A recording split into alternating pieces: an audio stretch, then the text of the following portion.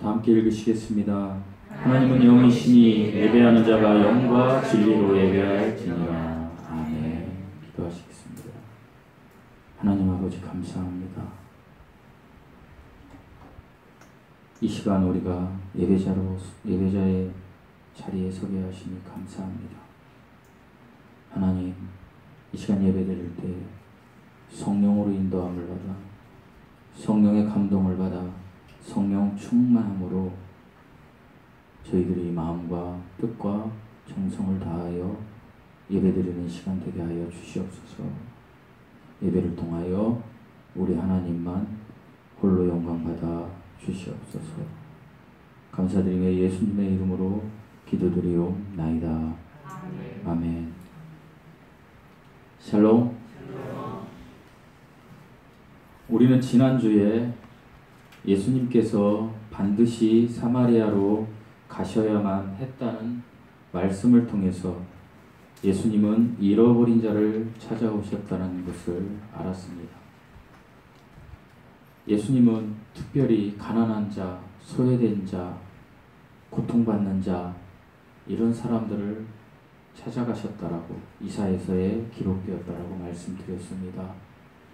이 세상의 권세와 명예 그리고 많은 물질, 기득권 세력들 그런 사람들도 예수님이 사랑하셨지만 예수님은 그런 사람들을 찾아가기보다는 정말로 소외된 사마리아 여인과 같은 사람을 찾아갔다라고 말씀드렸습니다. 그 말씀을 드리면서 3장의 니고데모는 누가 왔죠? 니고데모가 예수님께 찾아온 것입니다. 그러나 사마리아 여인은 예수님께서 찾아가셨다라고 말씀드렸습니다. 사마리아 여인에게 왜 예수님이 찾아가셨을까요? 영원히 목마르지 않는 생수를 그 여인에게 주고자 찾아가셨습니다. 여기에서 영원히 목마르지 않는 생수는 성령입니다. 휘도르 영원히 우리의 영에서 우리의 마음에서 솟구치는 샘물 성령을 일컫는다라고 말씀드렸습니다. 아담 이후에 모든 인류는 제가 많이 말씀드렸지만 하나님의 복을 상실했습니다. 영생을 상실했습니다. 왜 상실했습니까? 선악과를 따먹었기 때문입니다. 선악과를 따먹어서 영이 기능을 잃어버렸습니다. 그래서 눈이 멀고 귀가 멀고 마음이 하나님을 찾지 않는, 하나님을 알려고도 하지 않는 그런 존재가 되어버렸습니다. 영적인 목마른 자가 되어버린 것입니다. 하나님이 떠난 자리는 늘 목마름으로 남게 되어 있습니다. 여기 우리 예수님께서 지금 말씀하시는 목마름은 영적인 목마름입니다. 그러나 사마리아 여인은 육적인 생수를 이야기하고 있었습니다. 왜 하나님을 떠난 그 빈자리는 늘 목마름으로 남게 될까요? 그것은 모든 사람이 영생을 잃었기에 이 세상 지구에서 사는 삶만을 모두인 것처럼 생각하면서 올인하기 때문입니다. 그런데 예수님은 그것이 다가 아니라는 말씀을 전하기 위해서 사마리아 여인과 그리고 저와 여러분에게 성경 말씀을 통해서 말씀하고 계신 것입니다. 타락한 이후에 모든 인류는 이 목마름을 해결하기 위해서 어떤 목마름입니까? 이 세상에 올인하는 목마름, 그러니까 육적인 목마름을 해결하기 위해서 이 세상에 변수만을 쫓아가는 삶을 사는 존재로 전락해버렸습니다. 그 변수가 무엇입니까? 그 변수는 우리가 너무나 잘 아는 물질, 돈입니다. 그리고 명예입니다. 그리고 쾌락이고 건강이고 철학이고 이 세상에서 우리들이 추구하는 모든 것들입니다. 사람들은 이런 것들을 자신의 목마름을 채우기 위해서 일생을 올인하고 허비하며 살아갑니다. 그리고 그가 죽음이 이르렀을 때에 그 순간에 세상 인생은 허무했어 라고 이야기한다라는 것입니다. 인생이 허무함, 노년에 가서 이 허무한 인생을 느낄 진정한 가치를 잃어버린 이 사람들에게 이제 예수님께서 찾아오셨습니다. 본문의 사마리아 여인은 예수님과의 대화 속에서 예수님이 19절에 보면 이렇게 이야기하십니다. 너에게는 5명의 남편이 있었고 지금 너하고 같이 동거하는 사람도 너의 남편이 아니다. 그러니까 이 사마리아 여인이 어떻게 이야기합니까? 당신은 선지자입니다. 그 당시에 선지자는 이스라엘 민족에게 어떤 사람이었습니까? 이 선지자, 대언자는 하나님의 말씀을 대언하고 그리고 기적을 일으키는 존재들이었습니다. 우리가 구약 성경에 보면 엘리야나 엘리사나 이사야나 수많은 선지자들이 그런 일을 했습니다. 그러니까 선지자로 느꼈다라는 것은 이 사마리아 여인에게는 정말로 큰 사람으로 느껴진 것입니다. 그래서 이 여인이 자신이 이제 이 사람은 랍비, 선생이었다라고 생각했던 자신, 그러나 자신의 모든 상황을 알아버렸습니다. 그래서 이 사람이 더 위대한 선지자라고 여겨졌기 때문에 이 여인은 이제 자신이 궁금했던 한 가지 이야기를 꺼냅니다. 그것이 예배입니다. 예배의 장소에 대한 이야기입니다. 그래서 이 여인이 이제 질문을 하게 됩니다. 그것이 20절 말씀입니다. 우리 20절 말씀을 다 함께 읽어보시겠습니다. 20절 말씀입니다. 시작.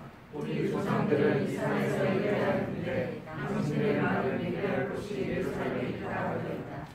예배가 무엇입니까? 예배는요, 영어로 was 더하기 sheep, 배이죠. sheep, 나르다. was는 무엇입니까? 값비싼, 값어치 있는 그런 뜻이 있습니다.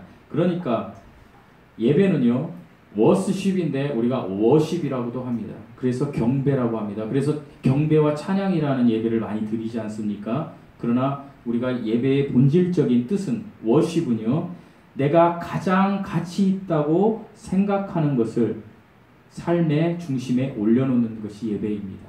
여러분이 지금 예배드리고 있습니다. 여러분이 지금 예배드리는 것은 여러분의 가장 소중한 시간에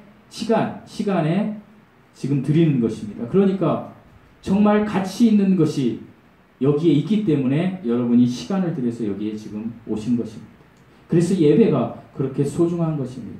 원래 사람은요, 하나님을 가장 가치 있는 자리에 올려드리고 그분께 전적으로 순종하고 의뢰하며 그 하나님의 영광을 드러내기 위해서 하나님께서 이 땅에 우리를 살게 하시고 창조하신 것입니다. 이것이 사람을 향한 하나님의 창조 목적이었습니다. 오늘 본문 4장 20절에서 그런데 이 목적을 잃어버린 한 여인이 있습니다. 그게 누굽니까? 사마리아 여인입니다. 이 사마리아 여인은 이 예배의 본질적인 것, 하나님께 가장 가치 있는 하나님께 나의 모든 것을 드리는 것, 이것을 중요시한 것이 아니라 예배의 장소에 대해서 관심이 있고 중요시했다라는 것입니다. 그러니까 그 여인이 여러분이 읽은 것처럼 우리 조상들은 이 산에서 예배하였는데 당신의 말은, 당신들의 말은, 당신들이 누굽니까? 유대인들. 그러니까 이 사마리아인은 우리나라로 말하면 북한에 사는 사람들, 북이스라엘. 근데 당신들은 남쪽에 사는 사람들, 당신들의 말은 예배할 곳이 어디에 있다? 예루살렘에 있다 하더이다 라고 예배의 장소에 대한 질문을 지금 하고 있는 것입니다. 여기서 이 여인이 말하는 산은요, 그리심산입니다. 그리심산을 말하는 것으로 사마리아 사람들은 유대 사람들이 자기를 뭘로 취급한다라고 말씀드렸죠? 개나 돼지 같은 짐승으로 취급하면서 성전의 접근을 막아버립니다. 예루살렘 성전으로 못 오게 합니다. 그러니까 자기들이 나름대로 그리심산에다가 산당을 짓고, 거기다 그러니까 성전이죠. 산당, 성전을 짓고 제사를 드렸습니다. 그리고 그들이 여기가 정당한 곳이야, 이스라엘 사람들이 그렇게 이야기하는 것입니다. 이 그리심산, 그 앞에 있는 에발산, 이 세겜 지역이 정당한 지역이야 라고 이야기하고 지금 계속해서 그 전통이 내려온 것입니다. 그러니까 그 여인이 그렇게 이야기하는 것입니다. 당신들은 예루살렘이라고 하지만 우리가 볼 때는 이 그리심산, 에발산, 세겜 지역이 맞는 거예요 라고 이야기를 하고 있는 것입니다. 이 이야기의 배경은요, 신명기 12장 5절에서 잘 나와 있습니다. 하나님이 명령하셨습니다. 뭐라고요? 예배를 위한 특별한 장소를 너희가 선택해라 라는 것이 하나님의 명령이었습니다. 특별히 이 사마리아 사람들은 모세 오경만 믿는 사람들입니다. 그리고 성경 다른 것은 믿지 않습니다. 그러니까 모세 오경만 믿기 때문에 이스라엘 민족이 처음에 첫 제사를 드린 곳이 세겜 지역이고 그곳이 그리심산, 에발산이 있는 지역이기 때문에 이곳이 하나님이 명령한 산이다 라고 이야기하는 것입니다. 그러나 유대인들은 어떻습니까? 유대인들은 성경 전체를 믿기 때문에, 성경 정체를 믿기 때문에 처음에 그리심산에서 제사를 드렸지만, 예배를 드렸지만 다윗이 그 성막을 어디로 옮겼습니까? 예루살렘으로 옮겼습니다. 그렇기 때문에 예루살렘에서만 예배를 드려야 한다라고 이야기한 것입니다. 그 이야기를 지금 하고 있는 거예요. 여러분, 이 이야기를 들은 예수님, 이 예수님은 어떻게 이야기해야 될까요? 그래, 그리심산이 맞구나. 아니면 아니야, 예루살렘의 시온산이 맞단다 얘야. 이렇게 이야기해야 하지 않을까요? 그러나 예수님께서는 그렇게 이야기하지 않았습니다. 그것이 4장 21절 말씀입니다. 우리 21절 말씀 읽어보시겠습니다. 시작. 예수께서 이르시되 여자여 내 말을 믿으라. 이 산에서 말고 예루살렘에서 말고 너희가 아버지의 예배할 때가 이르리라. 그러니까 예수님이 이렇게 이야기하는 것입니다. 그리심산도 아니고 예루살렘도 아니고 그건 정답이 아니란다. 정답은 너희들이 이제 이 산에서도 말고 예루살렘, 그러니까 이 산은 그리심산이에요. 그리심산에서도 말고 예루살렘에서도 말고 너희가 아버지, 하나님 아버지께 예배할 때가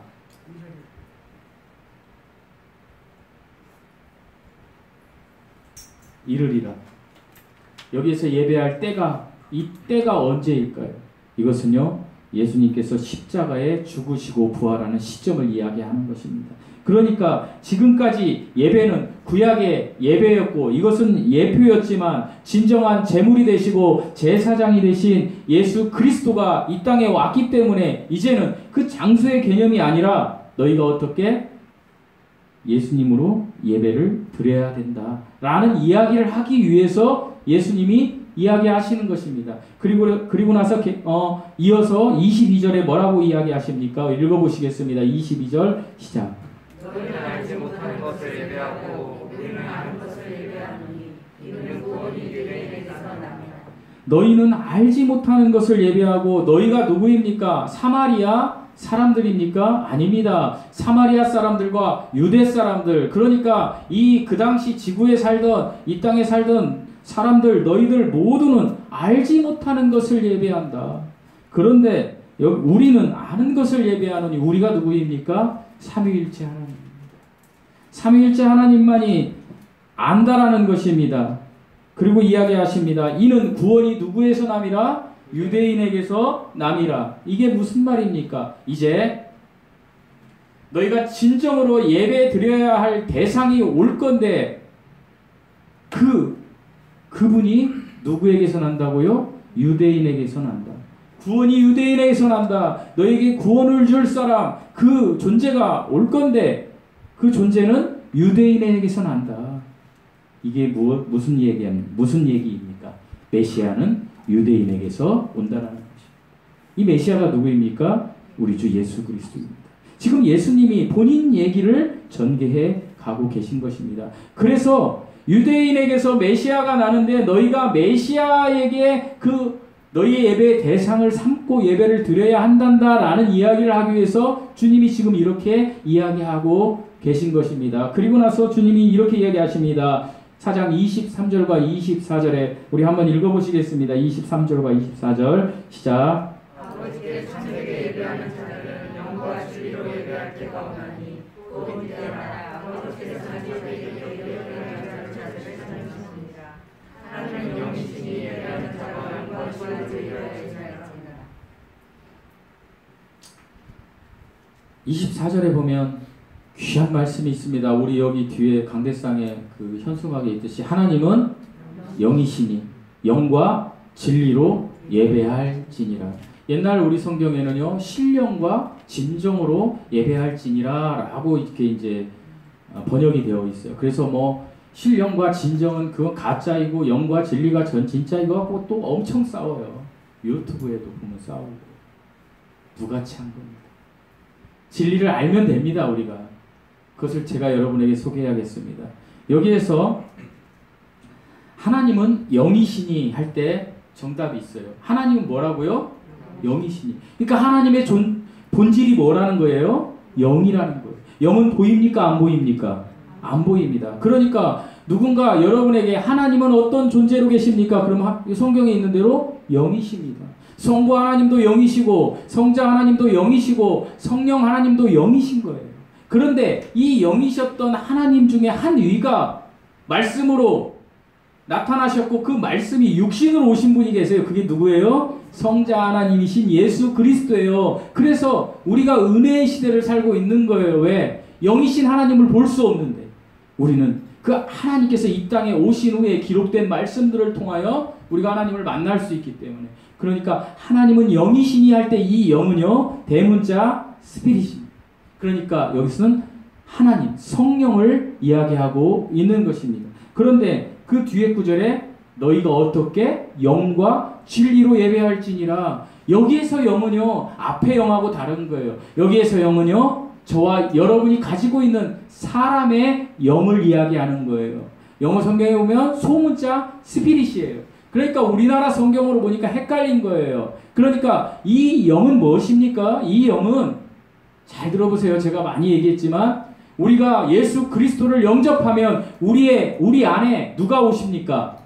성령이 오십니다. 그래서 우리가 본 어게인 되는 거잖아요. 그죠? 요한복음 3장에 여러분이 배웠잖아요. 성령으로 거듭나는 거죠. 성령이 내 안에 안주하시는 거예요. 그러니까 사람의 영 안에 누가 안주하시는 거예요? 성령께서 안주하시는 거예요. 이것이 영생의 생명의 씨앗이라고 우리 많이 배웠어요. 그래서 이 성령이 충만해지면 우리가 어떻게 은혜로 막 굉장한 은혜의 사람으로 살아가잖아요. 그런데 이 성령이 우리 안에 들어왔는데 여전히 이 성령을 감싸고 있는 게 누구예요? 나예요. 나의 자아, 생각, 의지, 감정이에요. 나의 이성이에요. 이런 것들이 감싸고 있어서 성령이 내 안에서 일하실 수 없도록 막아버리면 우리가 구원은 받았지만 여전히 겉사람이 더 강한 사람으로 살아가는 거예요, 여러분.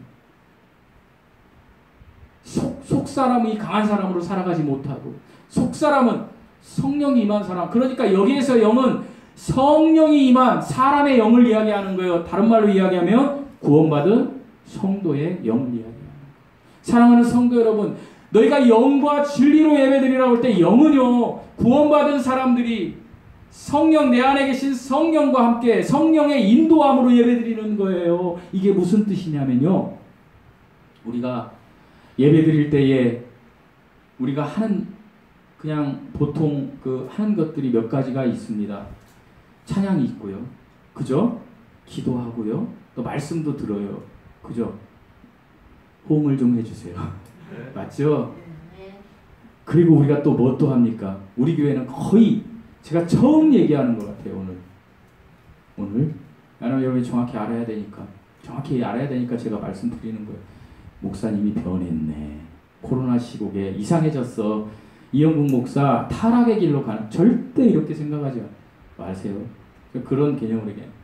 중요한 거기 때문에 얘기하는 거예요. 헌금의 시간이 있어요.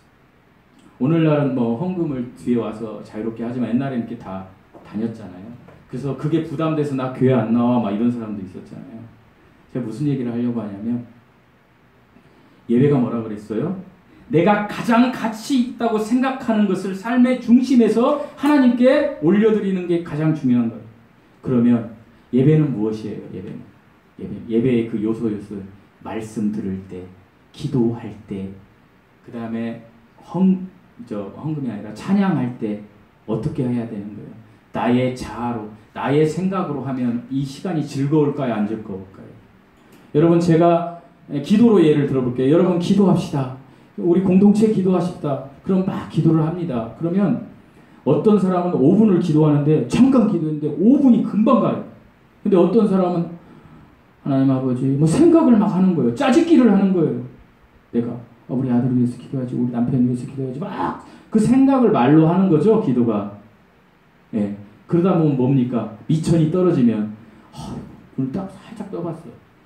떠보니까 2분밖에 안. 왜 이렇게 지루해? 근데 어떤 목사님이나 어떤 분들은 막 밤새 기도하고 3시간을 기도한대요.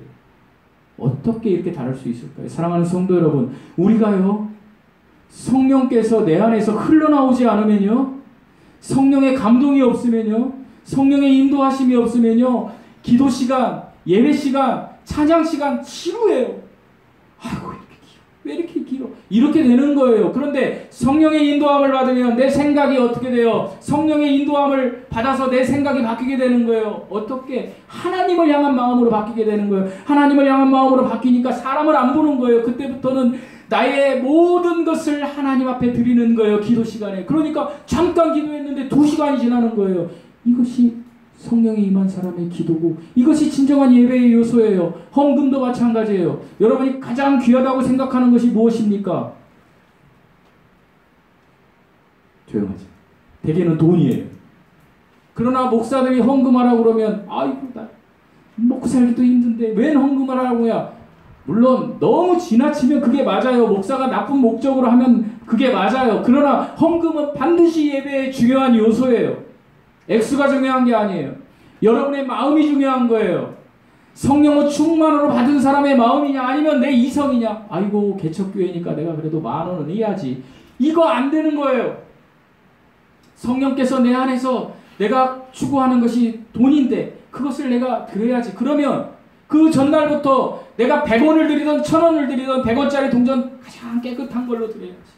1,000원짜리 꾸깃꾸깃한 거 내가 대리미로 데려서 정말 정결하게 하나님 앞에 드려야지. 이것이 중요한 거예요, 여러분. 마음이 녹아져 있는 거, 성령이 거기에 묻어 있는 거, 이것이 중요한 거지.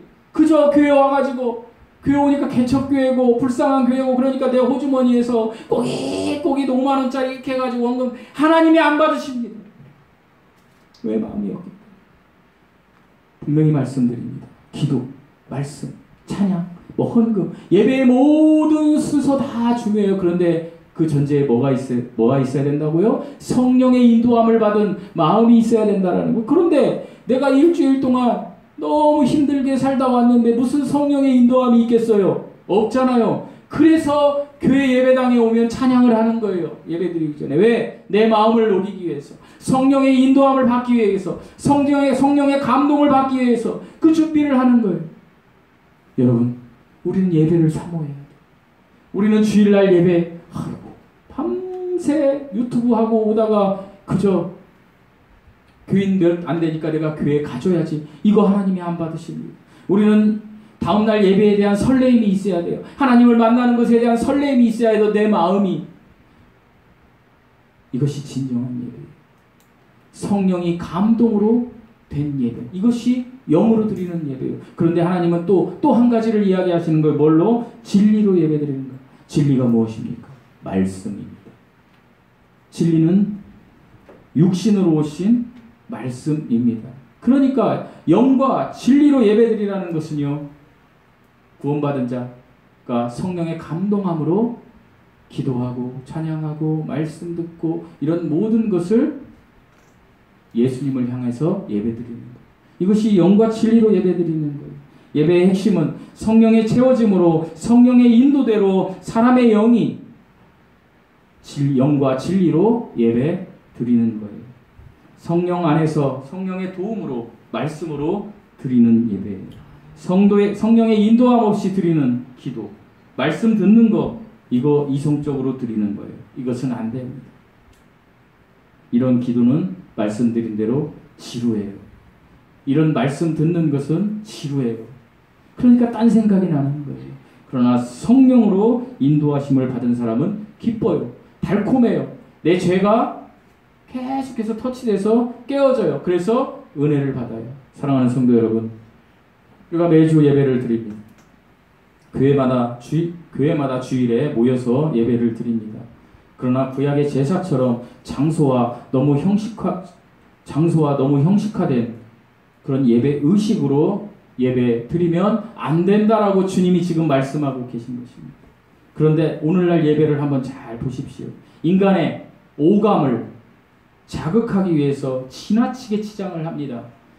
한번 잘 생각해 보세요. 우리 교회는 너무나 좀 연약한 교회이기 때문에 그렇게 못하지만 큰 교회 가보세요. 성가대 보면 모두가 어떻습니까? 엄청 거룩해 보입니다. 엄청난 치장을 하고, 그리고 어떻습니까? 모든 악기를 통해서, 밴드를 통해서, 특별히 막 드럼 같은 걸 통해서 어떻게 합니까? 사람의 막 그 마음을 막 동요를 일으킵니다. 그리고 사람들이 심심치 않도록 돈이 많으니까 영화관 수준의 멀티미디어를 막 설치합니다. 웅장합니다. 그리고 간혹 연극도 가미합니다. 그리고 목사 설교는 어떻습니까? 짧고 재미있고 신선합니다. 하나님의 말씀이 선포되지 않습니다. 나의 살던 고향을 부른 다음에 실제로 그렇게 예배드리는 교회들이 있어요. 큰 교회 중에. 그리고 목사님은 그 나의 살던 고향은 막 이러면서 장난질하는 목사가 이 땅에 얼마나 많은지 아십니까? 이것은요, 예배의 주인이 하나님이 아니라 사람이 되어버린 거예요. 예배의 주인은 하나님이에요. 그런데 예배의 주인이 사람이 되어버렸기 때문에 이건 장사예요. 사기꾼이에요. 예배는 인간의 오감을 자극해서, 인간의 그 오감을 자극해서 인간을 설득하는, 그것이 예배가 아니라고 하나님이 말씀하시는 거예요. 예배는 우리의 가장 가치 있는 것, 가장 값비싼 것을 하나님께 드리는 거예요. 참된 예배는 아는 것을 드리는 거라고 주님이 지금 말씀하세요. 그 아는 것은 예수 그리스도예요. 그러니까 우리가 예수 그리스도를 향하여 우리의 마음과 뜻과 정성 모든 것을 다하여 드리는 것이 진정한 예배라고 주님이 지금 이야기하시는 거예요. 사랑하는 성도 여러분, 지금 우리는 실체가 오신 그 이후의 삶을 살고 있어요. 실체이신 예수 그리스도가 오셨어요. 실체가 오셔서 우리의 영 안에 성령이 부어졌어요. 여러분이 예수 그리스도를 영접하셨다면 여러분은 성령을 받으신 분들이에요. 성령을 받으셨습니까? 그러면 우리에게 무엇이 생겼어요? 믿음이 생겼어요. 그 믿음에 의해 우리의 마음속 깊은 그 영의 양심의 깊은 곳에서부터 하나님을 경외하는 마음이 휘도로 솟구쳐야 되는 거예요. 생수처럼. 이게 하나님의 자녀가 사는 삶이고 예배의 삶이에요. 하나님이 이것을 지금 사마리아 여인에게 이야기하고 있는 거예요. 육적인 것이 아닌 영적인 것을 이야기하고 있다라는 거예요. 예배는 예수님의 은혜를 입어 성령 받은 사람들이 성령에 의해 하나님의 되심, 하나님 되심을 높이는 자리예요. 사랑하는 성도 여러분, 예배는요, 보는 것이 아니에요. 예배는 듣는 것이 아니에요. 예배는 드리는 거예요. 누구에게? 하나님께 드리는 거예요. 성령을 받은 사람들이 모여서 감격의 찬양과 기도와 교제, 그리고 하나님의 말씀을 나누는 그 자리가 영과 진리로 드리는 예배의 자리예요. 그래서 온라인 예배는 안 된다는 거예요.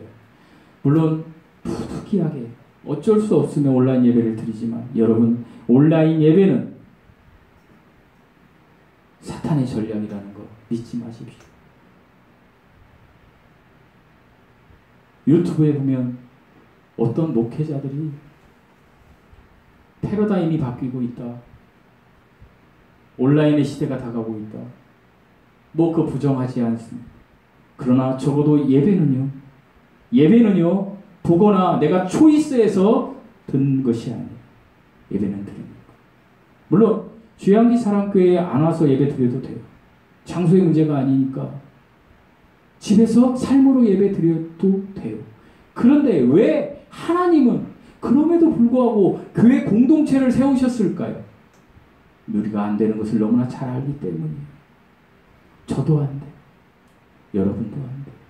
그래서 우리에게 이 교회 공동체를 허락하신 거예요. 그래서 너희가 이 공동체를 통해서 하나님 앞에 진정으로 어떻게 드리라는 거예요. 온라인이 그게 예배를 드리는 겁니까? 보는 것이죠. 듣는 것이죠. 그리고 내가 물 먹고 싶으면 물 먹고 마음대로 하는 거잖아요. 그게 정말로 가치 있는 분께, 내가 가장 가치 있다라고 생각하는 우리 하나님께 드리는 걸까요? 아닙니다. 예배의 대상은 하나님이 되어야 합니다. 예배의 주인공은 하나님이 되어야 합니다. 예배의 주인공이 저와 여러분이 아니에요. 예배의 주인공은 하나님이 되어야 합니다. 이 은혜를 경험하는 예배를 드리는 사람의 인생이 성공한 인생입니다.